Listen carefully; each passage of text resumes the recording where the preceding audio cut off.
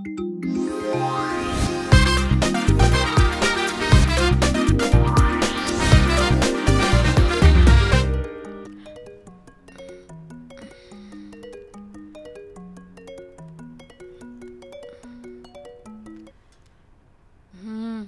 शलाका, कुठे आहेस तू? घरी.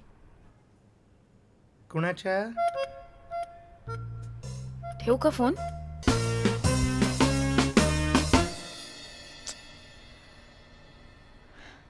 काल रात्रभर ही शलाका अभिषेक बरोबर होती या गोष्टीचा मला त्रास झालाय, अगदी नक्की झालाय. पण अनफॉर्च्युनेटली शॉक नाही बसला. खरं तर तुला माहिती आहे, इतर वेळेला अगदी जपून जपून पैसे वापरणारी माझी बायको आहे नाही शलाका, यू नो दॅट. पण काही कारण नसताना आत्ताच्या आत्ता आपल्या घराचं इंटिरियर त्या अभिषेककडनंच करून घेऊ म्हणून जेव्हा माझ्या मागे लागते ना, तेव्हा मला काही कळत नसतं का, यांना ऑफिशियली घरात भेटायला एक निमित्त हवं आहे. हा ना, काय मला कळत नसतं का हे काय?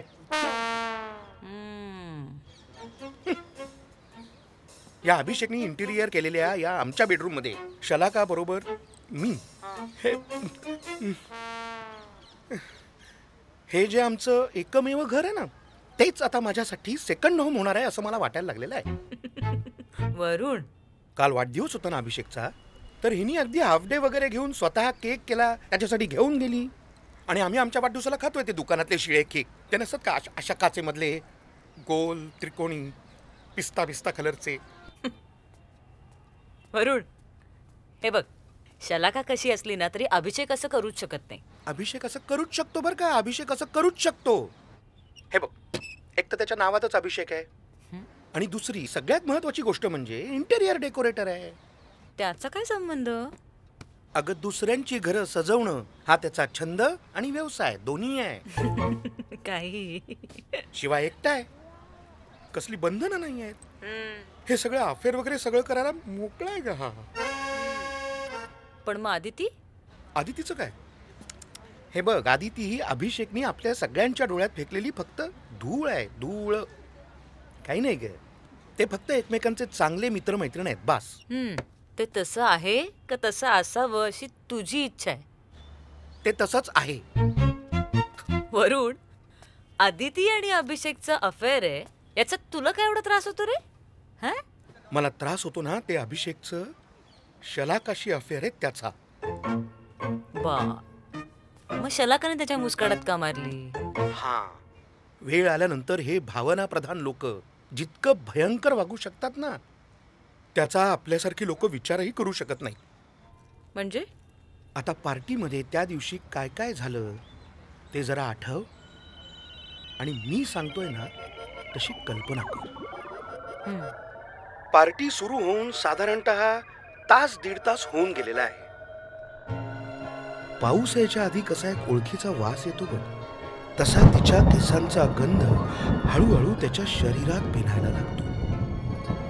त्याच्या हृदयाच्या तापलेल्या जमिनीवर पावसाचं पाणी पडून तयार झालेली उष्ण वाफ हळूहळू त्याच्या शरीरभर पसरायला लागते. त्या ऊर्जेच्या कचाट्यातून त्याला मोकळं व्हायचं असतं, पण फिजिक्स, थर्मोडायनॅमिक्स आडवं येतं. ऊर्जा म्हणजे energy. Energy cannot be created nor be destroyed, it only can be transferred. आणि मग ही साठलेली ऊर्जा तो सहज ट्रान्सफर करतो.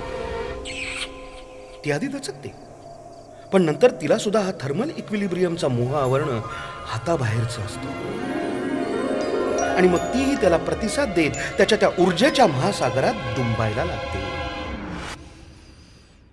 एवढ्यात दिवे जातात, म्युझिक थांबतं. आता याच्यासारख्या तरल मनोवृत्तीच्या भावनाप्रधान माणसानी अंधाराचा फायदा घेऊन आपल्याला हा धोका पत्करायला मोहात पाडावं ह्याचा तिला प्रचंड तिटकारा येतो, आणि भावनेच्या भरात ती त्याला फाडकन मुस्काडात मारते.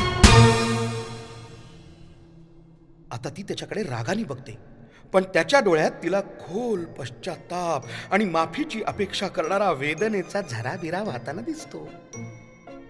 आता तीही खचते, कारण जे घडलं त्यात आपणही तितकेच जबाबदार आहोत अशी अपराधीपणाची भावना जागी होते, आणि मग तिच्याही मनात करुणेचा महापूर येतो.